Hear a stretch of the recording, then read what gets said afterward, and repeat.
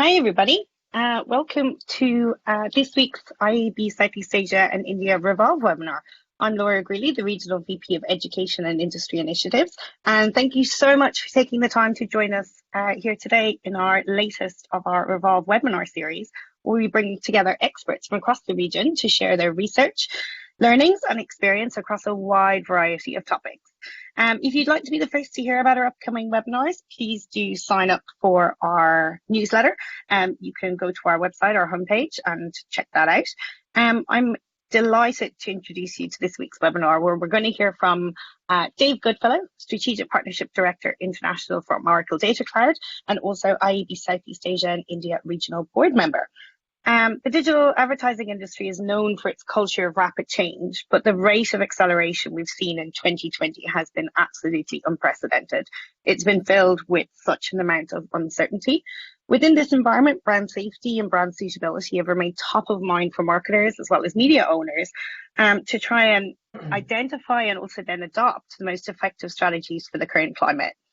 So what Dave's going to be sharing today is key insights around brand suitability in recent months and how advertisers can use contextual strategies to be thoughtful, relevant, and effective. Please be reminded that you can ask questions at any time using the Q&A function, and Dave will answer these for us at the end of the session. Without further ado, I hand you over to Dave. Thank you very much, Laura, and hi, everybody. I guess I want to start today's session off really by thanking you all for joining the webinar. Because whether you're joining us for the first time or, like me, you've been here every week listening to the variety of presenters that have been speaking about different topics, I think these sessions are a really important way that our industry gets to stay together and really foster that sense of community that we've always had, even when it's harder than ever to do that as well, too. So thank you for that, as well as to the IAB team for continuing to put these together. I think as my kind of contribution to keeping our sense of community going, really, I want to have a conversation today of something that I think is top of mind for a lot of people in the industry right now, which is how we can really collectively try to move further and move our thinking as well as our actions further along that path from basic approaches to brand safety and the things we see really prevalent within the industry today to a space where we're very focused on being contextually relevant between both, from an advertiser's perspective as well as between a publisher and their audience too. And to do that, I think there's really four key areas I'd like to touch on. The first is brand suitability and contextual relevance, really how these concepts are intertwined and also how they're different from some of the more traditional approaches to brand safety. We can't talk about either of those two things really, though, without really zoning in on what's been going on over the last few months, as well as what's happening right now. And from Oracle Data Cloud's assets and what we can see as far as trends and consumption behaviors around content, I've got a lot of insights to share that can hopefully inform maybe some of the ways that you might be thinking about brand suitability, as well as other areas of behavior and context too. We'll talk about what's happening today, and we'll also talk a little bit about the future of where context's going. It's certainly a place that's ripe for innovation and that myself and our teams have been spending a lot of time on. I can give you a few pointers and directions on where we think the valuable places that it's going to be heading over the next little while are.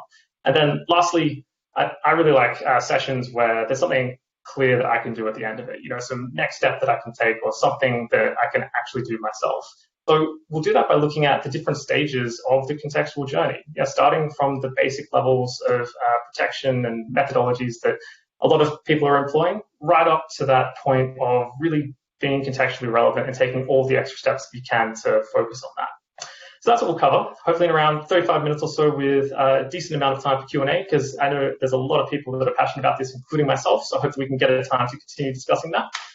Start though, I think really good question to ask in a lot of cases is where are we now and how did we get here? And when we talk about brand suitability and brand safety technologies, really what we're looking at are technologies that are trying to understand the nature of the content that ads are getting served next to, as well as the advertising effectiveness of those environments as well. Really the broad umbrella category of contextual advertising, which has got a long and rich history. It really goes back to the 1990s when digital advertising was first getting started. The way that you bought ads was a direct conversation purely between publishers and a brand advertiser about the domains that you wanted to buy across. Buying a share of the ads that were going on straitstimes.com or cnet.com. And that's the level of insight that you really got as to the content that your ads were getting delivered next to, and the actual sites and levels that you're looking at. In the 2000s, as an industry, we got a little bit smarter. We started being able to understand more about the content that was on those domains. So not just whether we were serving on a specific domain, but if we were looking at some content that was about fashion or politics or technology. And that really helps us get more into the mindset of the consumer when they're seeing our advertising as well, adding just that little extra piece of contextual insight to really try and understand how our advertising might be received and what context it's in. The most innovation has happened in the last 10 years, and the area that I think most of us would be familiar with. The actual content technologies, understanding the nuance of what's happening in different pieces of media, as well as connecting that up to other parts of the ad tech ecosystem and industry. Things like those signals within DSPs to automate many of the processes and functions that we might have been used to doing in a very manual way previously. Importantly, though, as an industry, we also started looking beyond content at contextual signals, looking at things like whether an ad was delivered to a human or if that ad had an opportunity to be seen. And talking about ad fraud and viewability respectively, they're definitely large conversations, but not always thought about maybe in the same contextual way as what we think when we think about brand suitability. But overall, that advertising effectiveness of the environment and the content that it relates to forms one big picture for both publishers and advertisers to really try and make as effective as possible. Now, I won't talk too much to the 2020s just yet, because we've got a whole kind of section here that we can talk about the future of contextual intelligence. For those of you playing along at home, though, you will have seen that we've got much more iconography going on here and new frontiers. What I will say at this point is something that's really important is multi-context and thinking beyond just what context a piece of content might be and more towards why something has context. I'll get a little bit more into that later into the document. So the type of technology change that we've seen over decades doesn't happen in isolation. It's driven by larger changes and larger shifts that tend to sit in the background. We could probably write a whole curriculum on the milestones across many decades that I was referencing before. But when we're talking about brand suitability and advertising effectiveness, I think some of the key ones that are important to call out today and relevant to the conversation today are the highly volatile news environment that we operate in. We're in a space where news consumption and production, as well as how fast the cycles are changing, is faster than at any other point in history. And that really means that as marketers and advertisers, as well as publishers, we really need to be making both smart and fast decisions, which isn't historically an easy thing to do, but something that's definitely happening these days. The other consideration is that advertising environments have been really finding it hard to maintain the attention of consumers, and that's impacting effectiveness. Consumers voting with their ad browsers and deploying ad blocking technologies in large quantities, and that puts a barrier between the consumer, the audience, and the publisher or the brand that's trying to reach them. So the effectiveness conversation there is really important to understand from a contextual perspective. Lastly, and in addition to that brand safety component and the effectiveness of the advertising environment, the way that we're understanding users and the mindset that they're in is fundamentally changing as well. Regulation like PDPA locally, as well as the international kind of brethren of that, like GDPR, as well as technology changes, things like Chrome Bomb and Apple's more recent mobile shifts that are going to change the way that we really track and understand users, are really forcing us to look at this in new ways, moving us almost from where we only had a space of first-party data to that kind of same feeling and first-party initiative that we had many years ago now. And it's in these three areas that really contextual solutions are well positioned to provide data and provide insight to help marketers and publishers. And that's really what we find. With these diverse needs and problems, certainly when I talk to advertisers and agencies, what we hear resoundingly is that many from the buy side are looking to increase their use of contextual technologies, not just for targeting, but especially for brand suitability. They're not just increasing their usage, though. They also want to really have more sophisticated tooling and nuanced levers to inform the decisions they're making around brand suitability and other contextual considerations. And this is where lots of the brand safety approaches that we see commonplace in market fall down pretty quickly. when we look at brand safety today, the majority of the technologies and strategies that are employed really apply a blanket approach to common categories across a series of advertisers.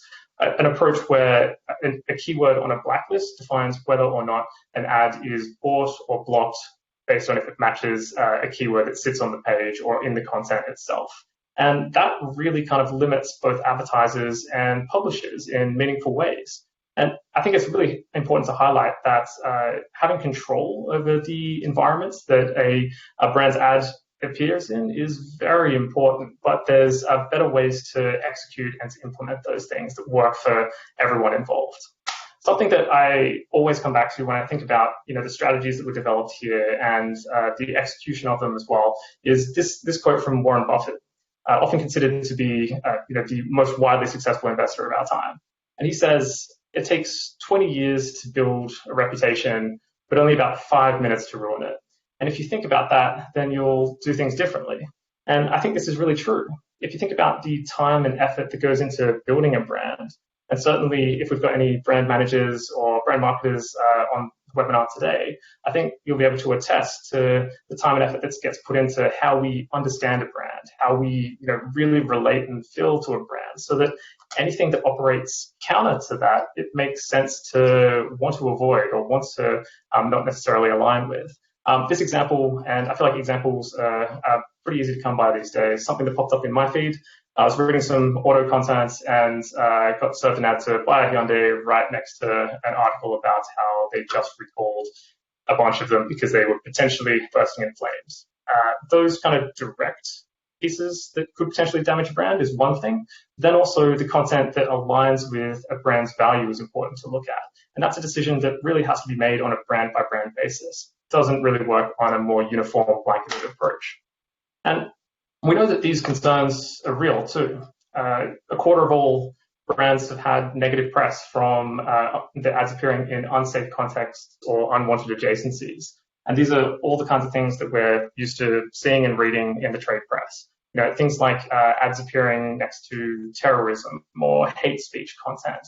And even when creatives made sense in the creative development process, but don't necessarily hit the mark or align with the exact context they end up being served in.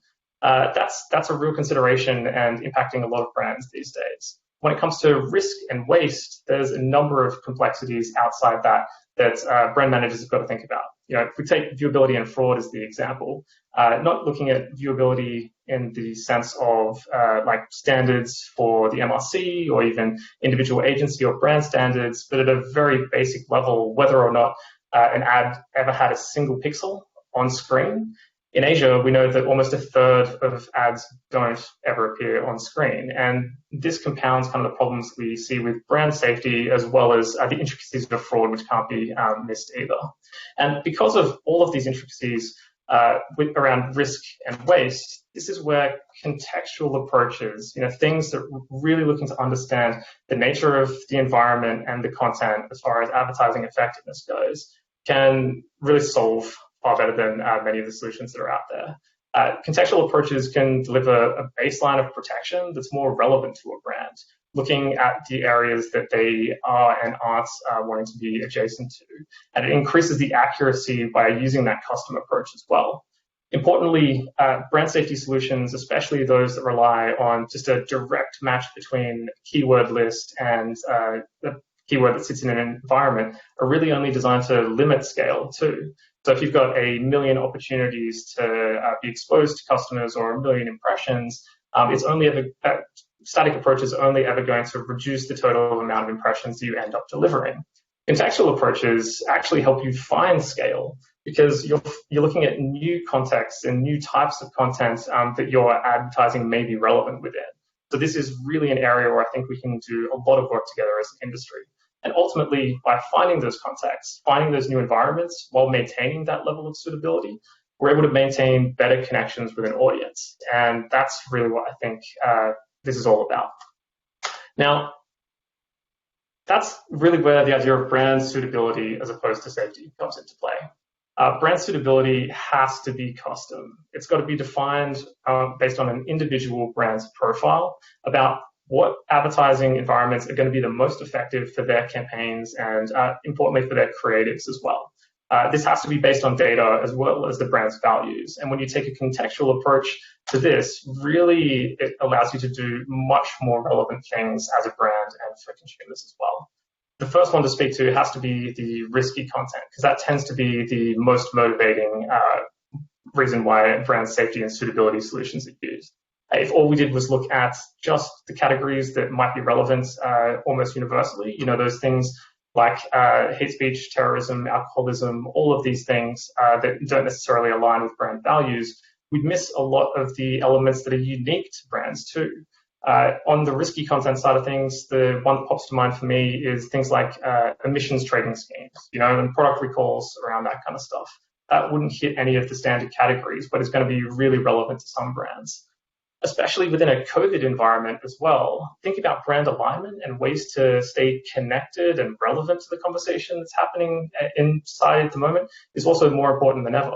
And there's a lot of positive content that we can still find and still really engage with to maintain our relevance as brand marketers as well as publishers. And that's what I've got a lot of insights really to share with you all today. So we'll be talking about really what's been happening the last couple of months as far as consumer behaviors and advertising kind of trends. This is based on Oracle Data Cloud's really kind of broad view of information that's based on the trillions and trillions of impressions that we're measuring through our contextual solutions, as well as our measurement and viewability solutions as well. And what we found is that when we look at the content that's most relevant to Southeast Asia in June of this year, so literally earlier this week and before, and we look at just content that mentions COVID in Malay, Indonesian, Thai, Tagalog, and Vietnamese, we find that just over 10% of all of the content that ads are being served next to actually mentions COVID in one form or another. And I think a natural kind of response to that is, it feels small, like 10% doesn't seem to match back to reality. But it really depends on where you're actually looking.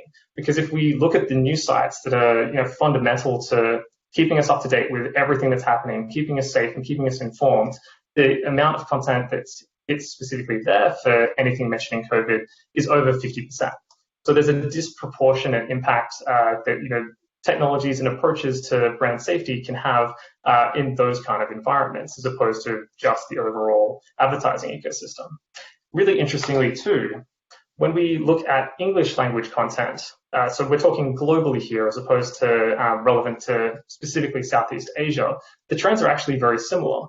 And to me, I think this highlights how we really are a part of a global experience now. And it's one of the few examples where we haven't seen a huge divergence on a region by region basis here.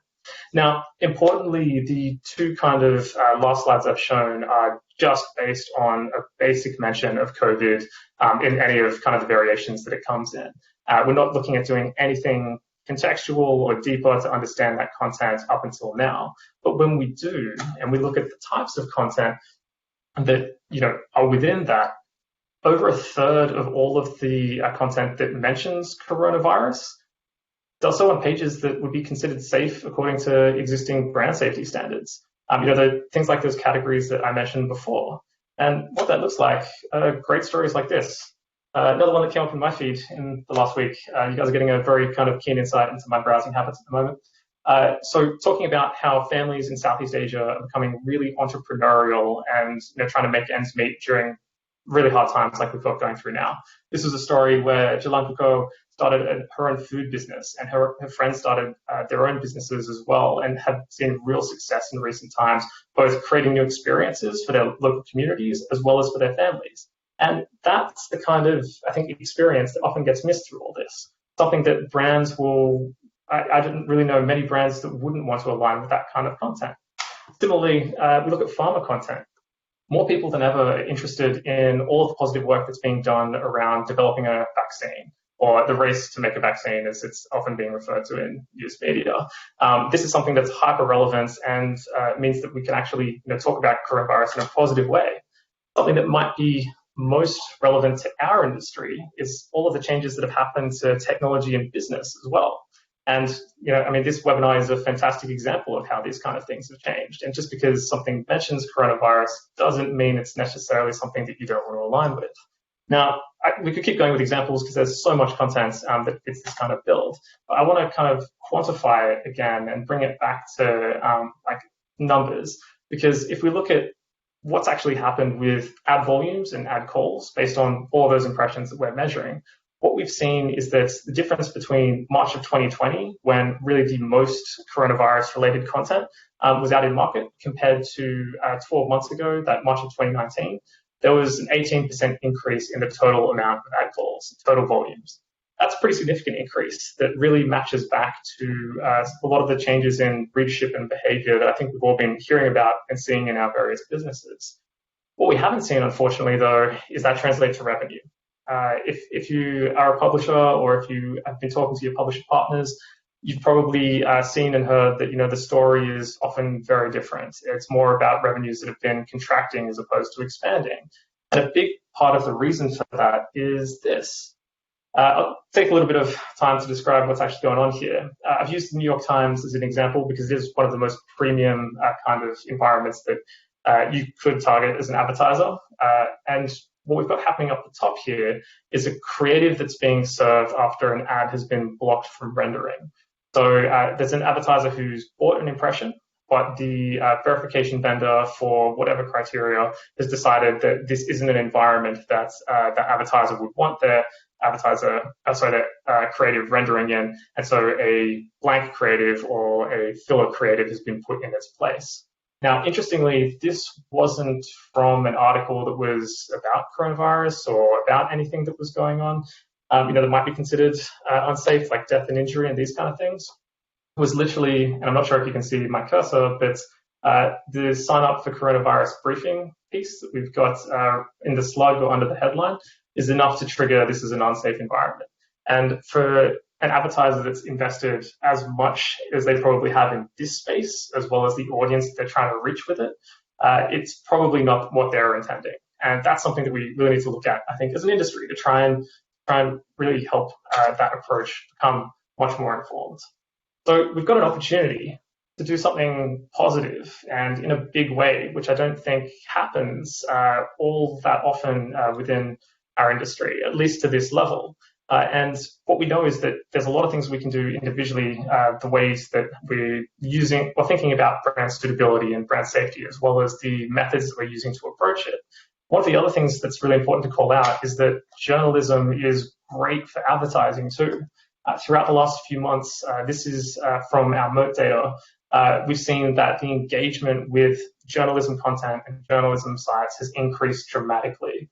So if you think back to the point I made earlier about attention spans decreasing and things like ad blocking and whatnot, the metrics that a lot of advertisers care about, things like time spent and active dwell time, increasing by 36% is a very large shift in behavior and a very positive experience for advertisers.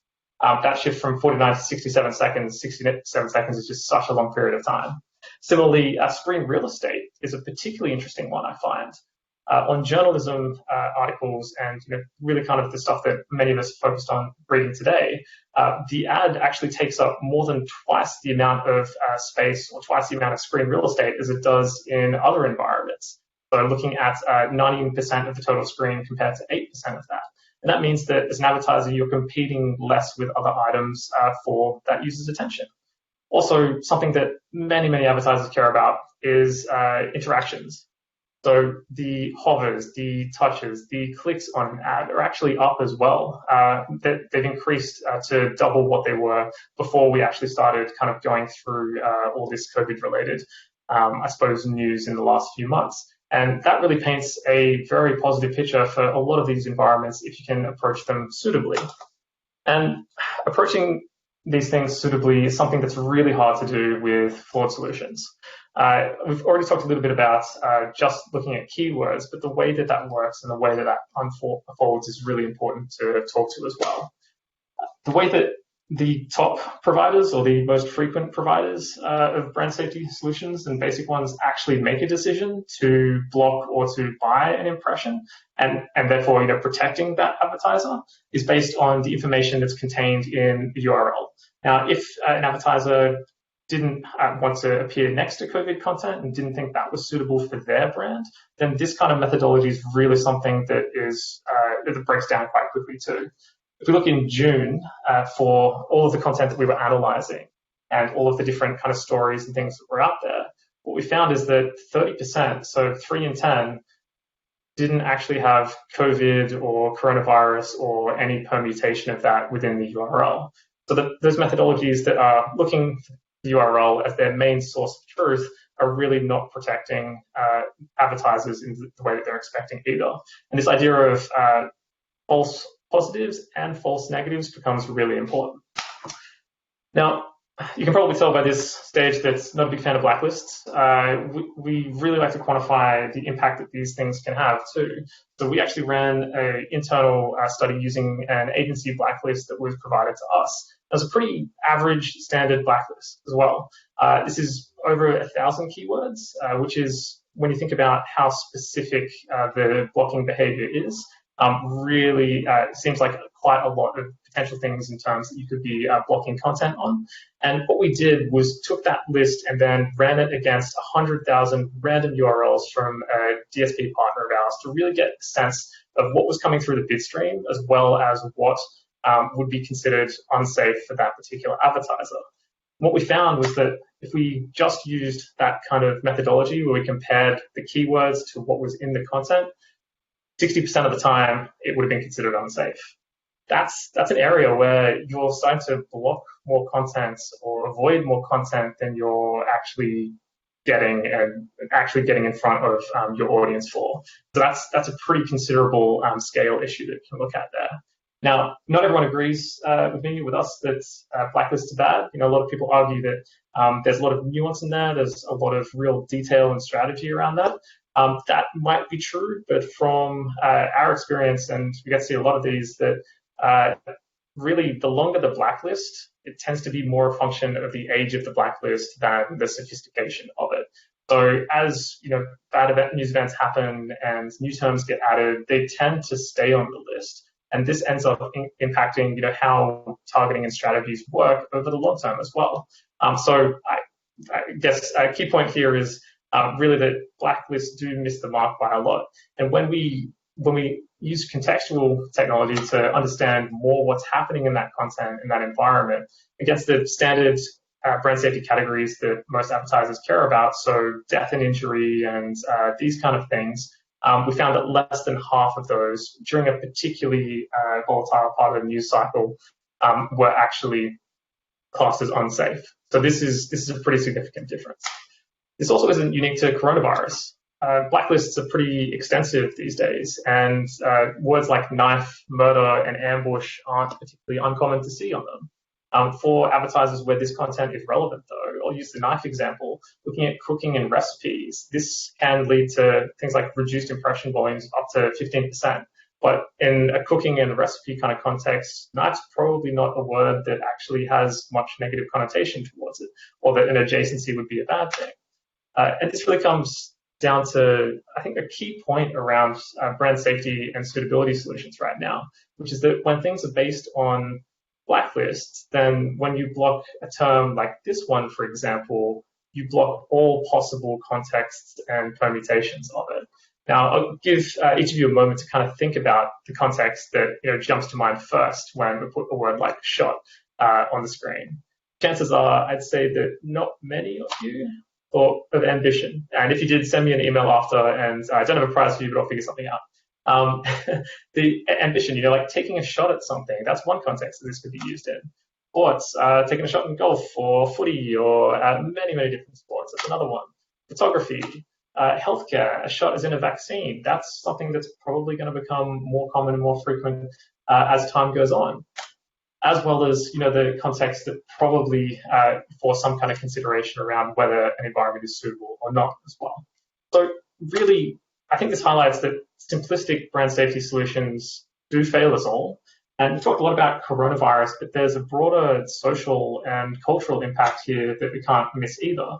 Vice is one of the, I think, publishers that's really come out most strongly with data and also perspectives that speak to this. And we've started working with them on this kind of topic. In 2018, we first released the results of a probe around what we found with blacklists, and it was pretty alarming. Words like gay were used more than words like heroin or rape or murder, and that's not okay. Equally, cultural terms like Muslim and Asian popped up pretty frequently within these lists too, and that's kind of not okay. So in fact, it is not okay. That, I think, is an issue that as an industry, we really have to look at closely and say, is this the kind of thing that we want to support, and how can we create better solutions for that too? Now, I don't want to end on a downer here, because I think, there's a very easy kind of way to get bogged down in the negative part of, I suppose, brand suitability. But there's many, many other things that you can do with contextual insights to help make your brand more relevant. A couple of examples that I'll give you briefly. So here we're looking at a couple of different types of content, a couple of different contexts. So healthy lifestyle contents shown here in red. Nutrition content shown in yellow, or health tech content shown in this kind of steely blue color. The amount of content and the mindsets that people in change throughout the year. And if we look at the amount of content against each of these categories versus how it progresses over time, which is the y-axis versus the x-axis, we can see that healthy lifestyle content around New Year's resolutions time, December, January, that has a really high kind of volume compared to the other categories. Whereas when we're working into key buying season, things like Singles' Day and other gifting periods, health tech is much more in people's mind, those products that they can actually buy and do something about it. These are the kind of insights that a health brand, a fitness brand, a nutrition brand could leverage to try and be as contextually relevant as possible to their consumers. Equally, if you think about the other contexts that your brand might be relevant within, there's many other insights that operate this kind of same way too. Next kind of one is just consumption behaviors. So if we look at when people are consuming things, a lot of campaigns are based on really specific timings and targeting. If we compare the way people were consuming content in March of this year versus March of last year, we can see that lunchtime and right as you clocked off work or picked up the kids was a much more active time for people to be browsing and consuming content. In March of 2020, we see that kind of opportunity to engage has a more even keel and a consistent feel throughout the day. That can change targeting strategies as well. Equally, depending on what type of content you're trying to target, things might have changed pretty considerably. People are reading and consuming things very differently to the way that they were this time last year. If you're looking at celebrity content, auto content, there's been a really big kind of decrease in the amount of eyeballs that sit there. Segments and contexts like pharmacy, politics, charity, these are areas where we're seeing many, many more people starting to actually read and be engaged. And these kind of considerations really help inform from a creative perspective, as well as an audience perspective, what's possible with context. Really interestingly, I think one of the pieces that a lot of brands have cottoned onto is how important content around staying at home and what to do is. So things like gaming, trending television, and homemaking are all really kind of seeing a surge as far as eyeballs go as well. Rather than just looking back, we've also got the ability to look forward on this and be predictive around content and themes. So something that we've done is looked at after lockdown content, so post-circuit breaker related content. What we see being engaged with most across users is these categories we've got here. Things like traveling. People want to get out and about. That's definitely the biggest thing that we're starting to see in the content trends from the data we have. Bars and restaurants, being social, these things are really important to people as well. And we can even break these down by more micro segments, such as the type of travel or the type of restaurants and things too. Ultimately, when you're able to get this level of insight, this starts to give a much more suitable approach to how you can manage your contextual relevance as a brand as well. Now, that's a lot. That's a lot of data. I try not to go too deep, but I tend to go at least a little deep.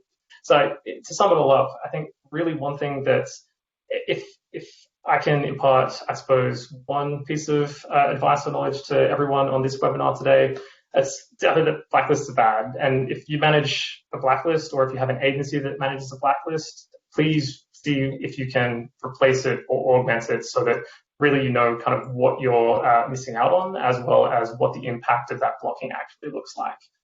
We had a little bit of a test or play around with this last year, and the piece of content you can see on the right is an article that we wrote that has as many terms as we could possibly fit to see how frequently we could get blocked, and I can tell you it was pretty successful.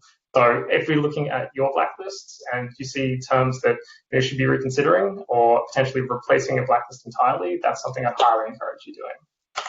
Now, cost of time, so we might not be able to talk a huge amount about this, but I do want to touch on the future of contextual intelligence. So something that I think is really natural is to think about the different environments that we want to understand context in. Walled gardens have definitely been an area where not just context, but for many other kind of parts of analytics and understanding the context of the environment have been traditionally really hard to just get data out and understand through. That's something that we're actively working with many of the social platforms to really figure out the best strategies so we can start to apply this more broadly across those environments, especially the ones that are relevant for Southeast Asia. And the same is true for app-based environments as well. When we think about how the web's changed, though, image and visual context really start to form more of a foundational basis for where we see the future of this going. And like one illustration of that, take a look at where Apple was in the 90s, going back to that same kind of time frame, the very text-heavy, very kind of, I suppose you'd call it retro, based on today's standards. Whereas, like we look at this today, assume that you didn't know anything about Apple, and you'd probably have to think a little bit more about it. There's not as much information to work with there. That's why visuals are really becoming more important. But multi-context, which is one idea that I mentioned before, is one way that we can really try and bring that together and hopefully make it more agile and also more effective to implement. Wall Street Journal may be one of the more complex user interfaces and user experiences that we see on the publisher side. How does multi-context come into play? Well, we want to look at how the actual assets on the page, the images and other pieces of content relate to the ad and the value of that impression too. So what's happening in this environment? There's a healthcare worker, human face, potentially male, things we're getting through computer vision, as well as looking at the segments that this could apply to as well. Finance on that same page and how that relates to the other pieces of content that are there as well. And ultimately, all of these pieces of content really in relation to each other, what that means for the ad that sits there. Now, these are just a very small amount of signals we're looking at. There's lots of other things like the quality of the code on the page, or how many folds down below the top things might appear that we're also looking at. So it's a really exciting space, and I'm very much looking forward to what the next generation of context is going to look like as well. Now, I promised that we'd really try and end today with looking at the different stages of the contextual journey, and hopefully pointing at maybe where each of you could be in that journey, as well as some steps that you might be able to take to continue that path and get more towards a contextual relevance state. And really, it does start with legacy protection. This is where a lot of the industry is, and still using many of those basic approaches towards brand safety and suitability, although much more on the safety than the suitability side. That keywords and blacklist approach that we've talked about is really something that you can augment and make much more effective and suitable pretty quickly. Through baseline protection, looking at the brand safety segments that are relevant to you as a brand, those standard kind of ones we mentioned, that's a really great first step. Trying to figure out exactly where you sit on each of those, and then also combining some of the other effectiveness signals that we've got in the mix as well. Things like IVT and viewability also really important to the overall experience.